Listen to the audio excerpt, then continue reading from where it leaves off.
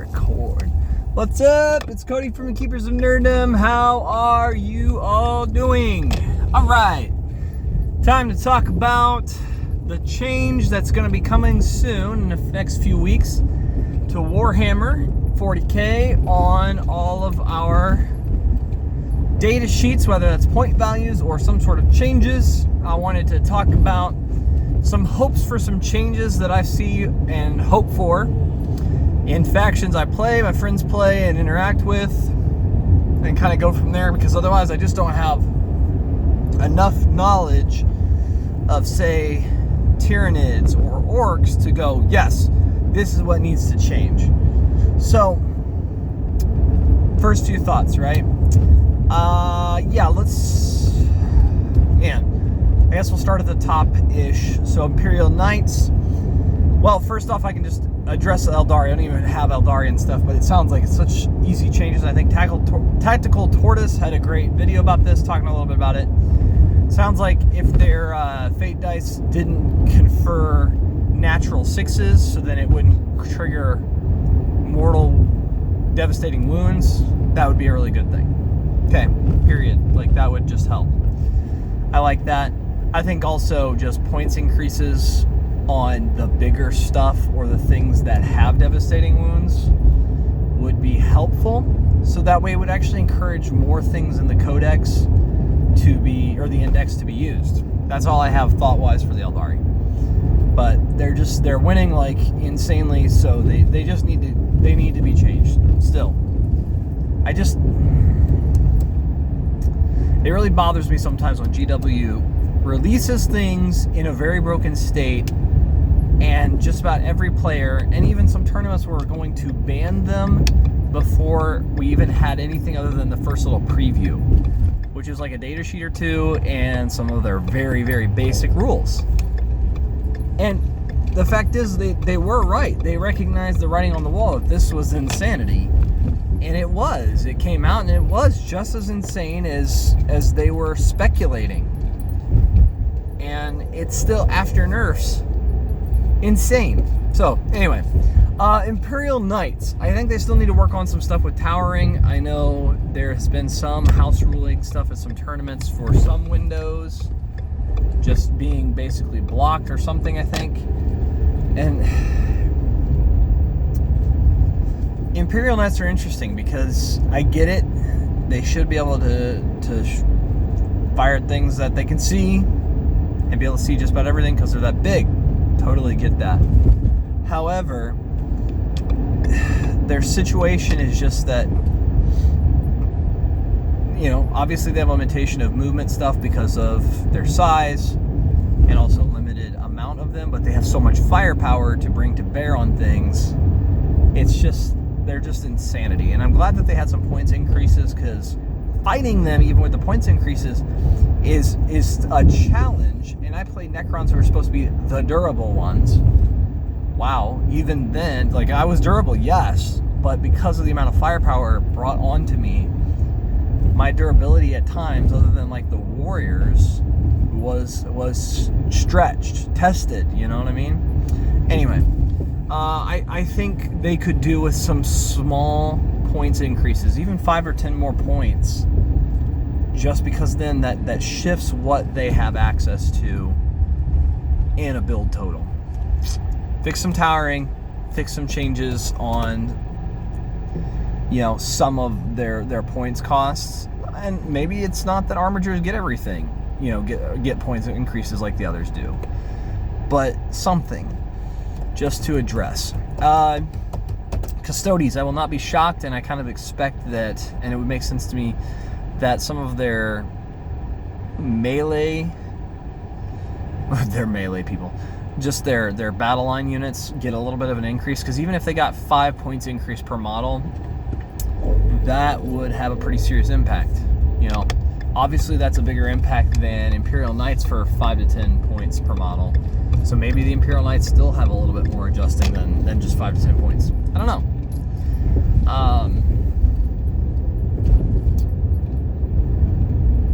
Yeah. I just think Custodies need to have some adjustments, because their leaders, one, they're so hard to get rid of anyway, even if you could target them with precision, right? Just because of their durability and the things that they have. But they're cheap compared to what they were for a lot of them. And I don't know, it just seems like there's quite a strong, just crazy strong stuff potentially there if they continue like this, because I have a sneaking suspicion that several of the armies, including Necrons, are, as soon as like Eldari and Imperial Knights get adjusted, they're going to shoot through the roof as far as wins, just because they're holding their own for the most part. Maybe not winning all these tournaments, but at least holding their own in quite a few matches where other groups cannot. Yeah, so yeah, I think Custodes, I would not be shocked if they get some points increases there, and if they maybe even get some points drops on their bikes, or adjustments on the stats for the bikes. I don't know that I expect a huge amount of adjustments powers-wise, except maybe Leagues of Votann. That one, I'm trying to think if there's any others that I go, yep, they need to have some pretty drastic changes. Maybe some stuff with Tau, and we'll get into that in a second, but I'd be hesitant to, because I just think the moment some of these changes happen, I think Tau's going to shoot through the roof as far as success rate really is, and it'll shock everybody. So I think Tau just changed so drastically that people didn't know what to do with them. But anyway, yeah, I think Custodes need some points adjustments up on some of their battle line stuff, and fix some stuff on their bikes, because their bikes are just confusing. They were really good in last edition. It's almost like they really just switched it just to make sure people buy these other things, and it's just really frustrating seeing them do that, because it does feel on purpose and it looks on purpose, and it probably is on purpose. Could be wrong, could just be an observation, but it looks pretty sketchy, you know what I'm saying? So bikes just need to be reworked a little bit to get them in line and usable again, because I hate that my friend put lots of time, energy, and effort and money into these models, and now they're just gone. I mean, they were a terror in 9th, but G.D. Willikers is now in 10th. It's like, nope, shelving those, which is just crazy to think of something so good completely useless. It's like Silent King. But anyway, Necrons. It will not be shocked when Transcendent Catan goes up in points. And even Necron Warriors and potentially Lich-Guard. That's kind of something I'm expecting, and it makes sense to me. I don't know if we'll get points cuts necessarily, but if we do, Silent King needs it, and maybe some of our other towering stuff. Monolith needs an invul and save of some sort, because that's just stupid. Even a 5-up invul, and I'm like, just give us something. Anything, please. Yeah. I think that's the biggest stuff with Necrons. I'm thoroughly enjoying the concept there. I think Illuminor Xeris also needs to get a points drop, because he's just too expensive to justify him. Tombblades, I don't know. All of our melee stuff that's not Lich-Guard needs some point cuts, because there's literally, other than maybe Ophidian Destroyers, you can make a case that Auspex Tactics has made. And I appreciate that they're good for doing secondaries, which that's true, but they're just expensive for what they have stat-wise and ability-wise, other than the Tunneling Horrors. They're not a great unit themselves, it's just they work well because they can jump around the board for secondaries. That's their whole shtick at this point. And that's not what Tunneling Horrors is supposed to be technically for, right? But maybe design-wise they did that too for that purpose. Who knows? So yeah, like Scorpec Destroyers, junk. Canoptic Wraiths lost their usable spot because Lich-Guard are just so much better, more survivable. Yeah, weird. I'm loving the heroes though, so we'll see if anything changes there. I would not be shocked if some heroes get some points adjustments, even potentially up, and maybe hope and pray for a few go down. Like Mr. Zandrik and Vargard Oberon, just because they're not as taken as often, just to balance out a little bit. But overall, I'm happy with the Necrons for the most part, and I think there's some things that need to be adjusted. I think Scarab Swarms also could stand to go down a few points. Since they have OC of 0, they're still good for secondaries potentially, but the OC of 0 just makes them not anywhere near a primary point scorer at all, and just screener at best. So anyway, which is funny to watch when Auspex Tactics still puts them at I think like an A tier, and I don't know if I classify them that, but anyway. Okay, so we move on to, what am I thinking? World Eaters. I haven't played enough of them, other than Angron is a big scary boy, and he's worth every penny of his points. Maybe he goes up, I don't know. I don't know that I necessarily say anything on that one, but there is a unit that's not taken very often that has like 3 blast weapons you can equip it with for the World Eaters. It just seems for like 150 or less than that, really efficient for the point cost. I was kind of shocked by it, and maybe it's just because I went up against it and just got hit hard. I don't know. So that's my only thoughts on that. But Grey Knights. Okay, Grey Knights again. I'm not exactly sure what to say on them, because they lost their mojo when it comes to psychic attacks, for granted, right? But they gained something really crazy. Guaranteed like alpha strikes, in the fact that they can teleport from on the board, off the board, onto within 9 inches, right? Like right outside 9 inches of the opponent. That's big. That's a big one. Yikes. The problem with them is this. You gotta be really careful with adjusting their point costs, because if you drop them even 5 points a model, they're gonna go from this bottom of the bucket, at least in their ratings, to top tier instant. And I'm afraid that's what's gonna happen. So I think they need to be really careful. I think the points cost drops need to happen on like Dreadnoughts and some of their bigger things that are just overcosted. Because I think as soon as like the top 3 or 4 or whatever spots have their points cost adjusted and abilities adjusted, I think Grey Knights are going to show up pretty significantly. Their weapons aren't necessarily that great, but the fact that you can teleport right into front of something, potentially fire at something else, and then charge with one of their leaders giving them 3 dice for charge, so it's almost a guarantee, even on a 9. Because you could CP reroll that, or I don't remember if he gave the reroll of charge anyway, I don't remember, but very, very useful stuff. I think they could be crazy top tier if a point cut happens too drastically.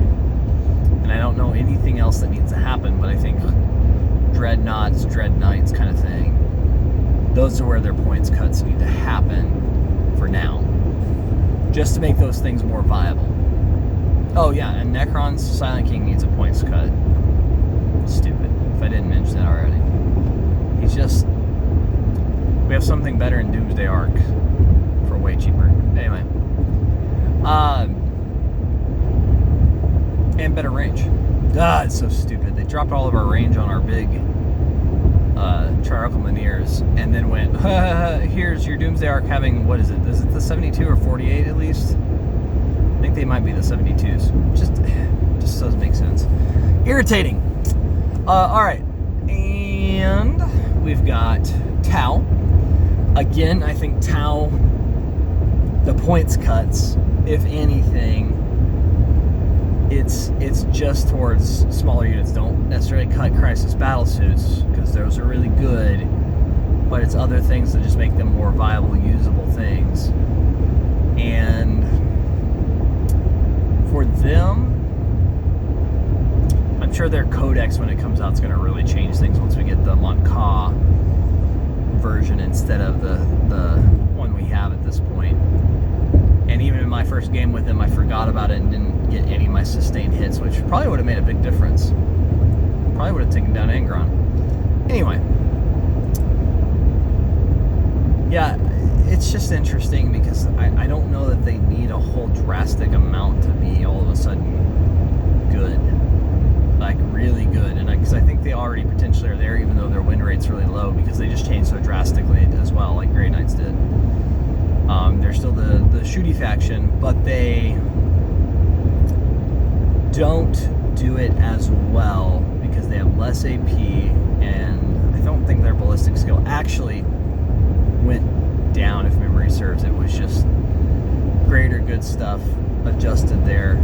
I think even just some small tweaks on some of their smaller commanders, not the ones for Crisis Battlesuits, would make a big difference. Although Crisis Battlesuits, the Cold Star apparently is the one to take, and all the others are just kind of like, you want this, cool, but you're going to be kind of cheating yourself out of good usability.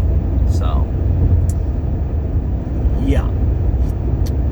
I think them just points cost adjustments on other things than Crisis Battlesuits make a big difference. Alright, Leagues of Votann. I think that's the last big one to talk about. Leagues of Votann, what do they need? It's simple. Unfortunately, probably some points costs adjustments down, so they're cheaper. But some reworking on some stats and some weaponry, or really just reworking the judgment tokens to be able to give them out more efficiently and effectively, and potentially giving them, instead of just +1 to hit, like +1 to their ballistic skill so it could stack with other things. It would just make them more usable. I get that in ways they're trying to be really careful of what they did potentially last, 9th edition, because Votann came out, they were in a broken state, they were nerfed as they were coming out, still got nerfed after that, and then were still playable and viable because of some of their shenanigans, and some of it had to do with devastating wounds on the railgun thing on their big vehicle. So yeah, it's just they need some reworking, and there's some pretty serious ones that even like index cards need to be reworked and reorganized. Maybe even my friend suggested, I think it was 2 wounds on the Hearthguard. I'm like, that's interesting, because that would make them quite the tough little buggers to get off the field. It's interesting. I don't know. Those are things that I think my friend would like to see, and definitely the judgment tokens, easier access for sure. But what do you think about these, and what's some other ones that you have for different armies that you're seeing? These are just the ones that I've played against and interacted with, so I just have more thoughts on them. Just hoping and praying the Necrons get some good adjustment, not necessarily to make us just top spot, but just to allow Tomb Blades and Immortals and just other play styles to be even more relevant. Because they're accessible right now, but they're just not quite as relevant as other things. Will an obelisk ever be truly good? I don't know. I only started playing in 9th edition, and some people were saying it was starting to get good at the end, and I didn't see it.